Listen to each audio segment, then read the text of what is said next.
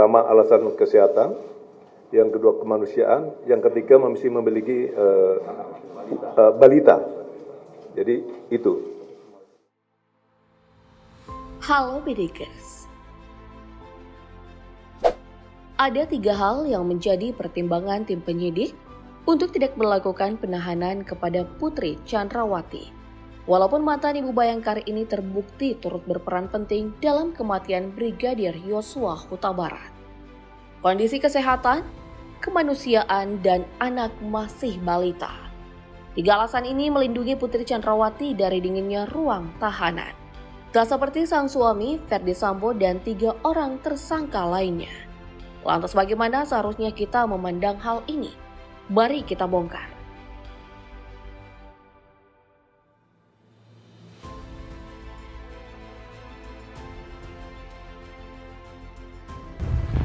Dalam pasal 31 ayat 1 Kitab Undang-Undang Hukum Acara Pidana, tertulis aturan tentang penangguhan penahanan sebagai berikut. Atas permintaan tersangka atau terdakwa, penyidik atau penuntut umum atau hakim, sesuai dengan kewenangan masing-masing, dapat mengadakan penangguhan penahanan dengan atau tanpa jaminan uang atau jaminan orang berdasarkan syarat yang ditentukan. Dengan demikian, dalam penangguhan penahanan yang harus dipenuhi, yakni permintaan dari tersangka atau terdakwa.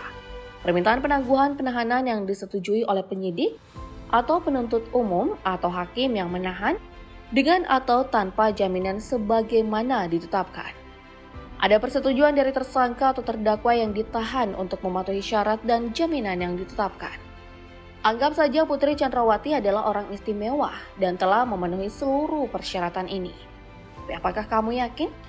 Kalau 3 alasan yang dikatakan Bapak Irwasum tadi benar-benar bisa kita terima.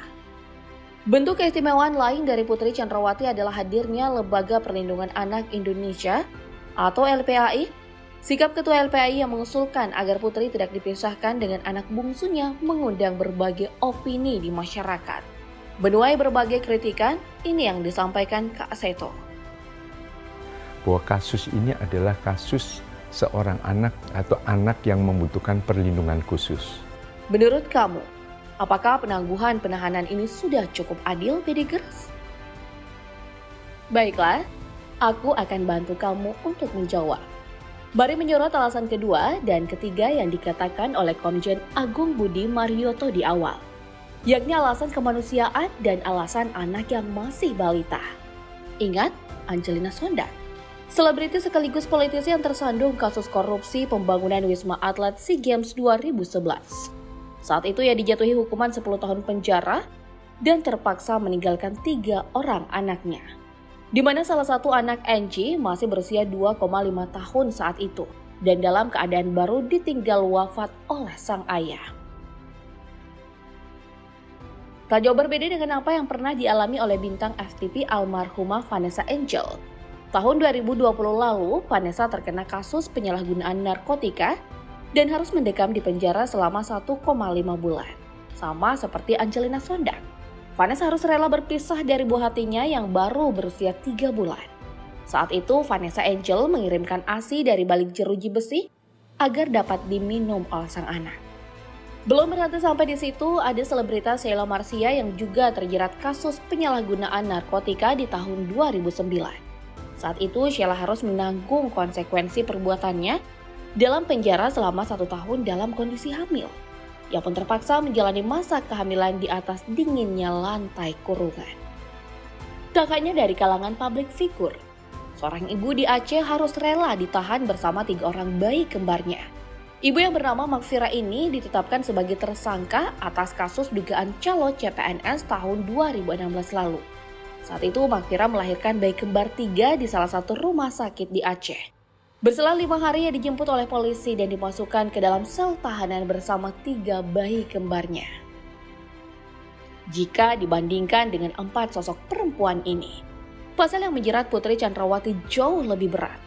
Pasal 340 subsidiar pasal 338 Junto pasal 55 dan 56 KUHP tentang pembunuhan berencana yang ancaman hukumannya maksimal hukuman mati. Keempat perempuan ini mungkin tak seistimewa Putri Chandrawati. Itu Itulah mengapa perlindungan LPAI belum sampai kepada mereka.